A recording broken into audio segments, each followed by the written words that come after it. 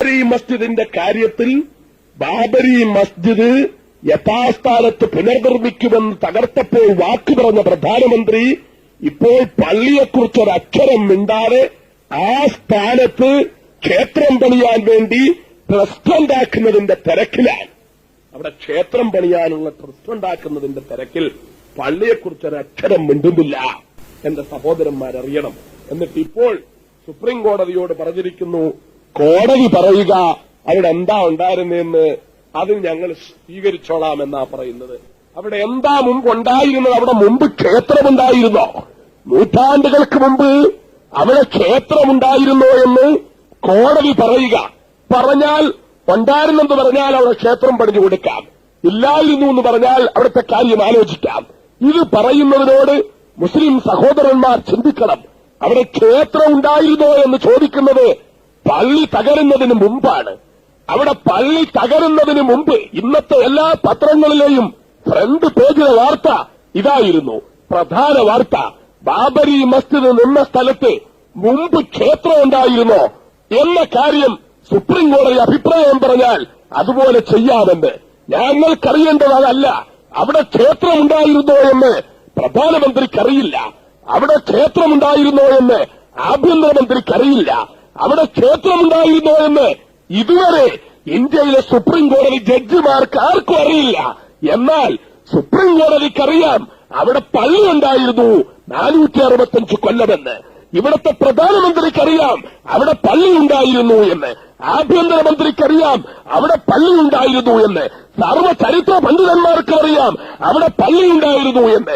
ഈ ലോകത്തിന് മൊത്തം അറിയാം ബാബരി മസ്ജിദ് എന്ന പള്ളി അവിടെ ഉണ്ടായിരുന്നു എന്ന്.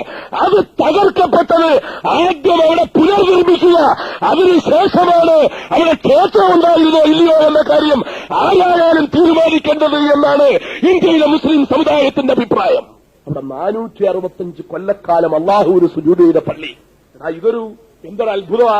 നാളെ വന്നിട്ട് ഒരു പള്ളി അങ്ങ് തകർത്ത് കഴിഞ്ഞതിന് ശേഷം സുപ്രീം കോടതി കൊണ്ട് കൊടുക്കുക.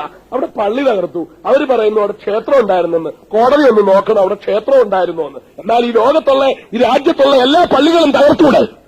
ഏതെങ്കിലും ഒരു എംപാക്കിക്കോ എരപ്പാളിക്കോ ഒരു ദിവസം കാലത്ത് എണീറ്റ് വന്നിട്ട് ഇന്ന പള്ളി ഇരിക്കുന്നിടത്ത്, മലപ്പുറത്തെ പള്ളി സുഹദാക്കളുടെ പള്ളി ഇരിക്കുന്നിടത്ത് പണ്ടൊരു ക്ഷേത്രം ഉണ്ടായിരുന്നു എന്ന് പറഞ്ഞാൽ കുറച്ചു ദിവസം കഴിഞ്ഞിട്ട് രാജ്യത്തെ പട്ടാളക്കാരെ നോക്കി നിർത്തിക്കൊണ്ടുവന്ന് അതങ്ങ് തകർത്ത് കളയുക. എന്നിട്ട് 2 ദിവസം കഴിയുമ്പോൾ കൊണ്ട് കോടതി കൊടുക്കുക, അവിടെ പണ്ട് ക്ഷേത്രം ഉണ്ടായിരുന്നു എന്നൊന്ന് നോക്ക്. അതുപോലെ ചെയ്യാൻ ഈ പണി അനുവദിച്ചു കൊടുക്കാൻ പറ്റുന്ന കാര്യമല്ല. പലർക്കും ഇതൊക്കെ മതിയായിരിക്കും.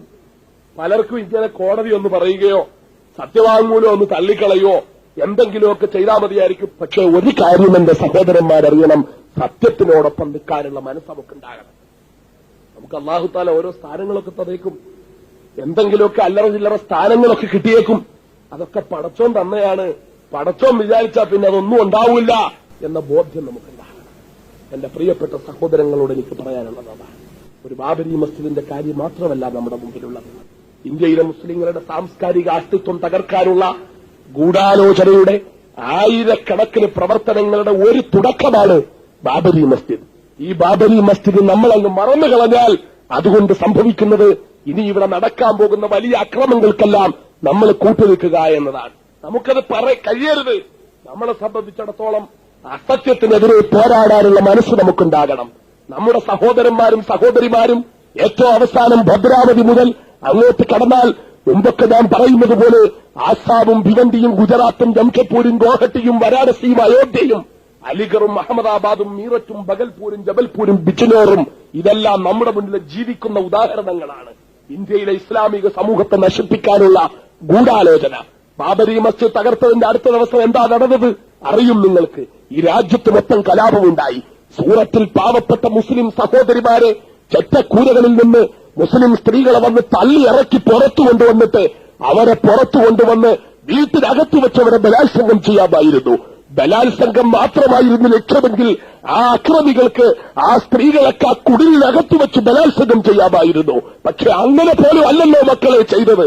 ബാബരി മസ്ജിദ് തകർക്കപ്പെട്ടതിന്റെ അടുത്ത ദിവസം പള്ളി തകർത്ത് കരഞ്ഞു വേദനിക്കുന്ന ഹൃദയവുമായി കഴിയുന്ന സൂറത്തെ ചെറ്റക്കൂരകളുടെ നമ്മുടെ പ്രിയപ്പെട്ട സഹോദരിമാരെ വീട്ടിൽ നിന്ന് വന്ന് പിടിച്ച് പകല് തള്ളി പുറത്തു കൊണ്ടുവന്ന് അവരെ വീട്ടിൽ നിന്ന് അടിച്ചോടിച്ചവരെല്ലാം റോഡിലിറങ്ങിക്കഴിഞ്ഞപ്പോൾ റോഡിൽ മുന്നോട്ടോടാൻ പറ്റാതെ അപ്പുറത്ത് ഭിത്തികൾ സൃഷ്ടിച്ച് മനുഷ്യമതിലുകൾ സൃഷ്ടിച്ചിട്ട് രണ്ടു വശത്തും ആളുകളെ കൂട്ടി നിർത്തിക്കൊണ്ട് അവരുടെ ഇടയിലിട്ട് പ്രിയപ്പെട്ട മുസ്ലിം സഹോദരിമാരെ വസ്ത്രാക്ഷേപം നടത്തി ഒരു നൂൽബന്ധം പോലുമില്ലാതെ പരിപൂർണ്ണ നഗ്നരാക്കി ആ പാവപ്പെട്ട സഹോദരിമാരെ നടുറോഡിൽ ക്രൂരമായി ബലാത്സംഗം ചെയ്യുമ്പോൾ ആ രംഗം വീഡിയോ ക്യാമറയിലേക്ക് പകർത്തിയെടുത്തിട്ട് ആ വീഡിയോ കാസറ്റുകള് ഇന്നും ഇവിടുത്തെ സവർണ ഫാസിസ്റ്റുകള് വിൽപ്പന ചരക്കാക്കി നാടുതിലെ ആ വീഡിയോ കാസറ്റുകൾ വിൽക്കുകയും അവന്റെ കൊട്ടാരത്തിന്റെ അകത്തളത്തിൽ VCRലിട്ട് അത് കണ്ടുകൊണ്ട് കൈകൊട്ടി പൊട്ടിച്ചിരിക്കുകയും ചെയ്യുമ്പോൾ അരുത് എന്ന് പറയാനുള്ള മനസ്സ് എന്റെ പ്രിയപ്പെട്ട സമുദായമേ നമുക്കുണ്ടാകേണ്ടതില്ലേ? ഇതൊക്കെ സഹിക്കണമെന്നാണോ ഇന്ത്യയിലെ മുസ്ലിം സമുദായം ചിന്തിക്കണം? ഇനിയെങ്കിലും നാം ഒരു വിചിന്തനത്തിന് തയ്യാറാണ്.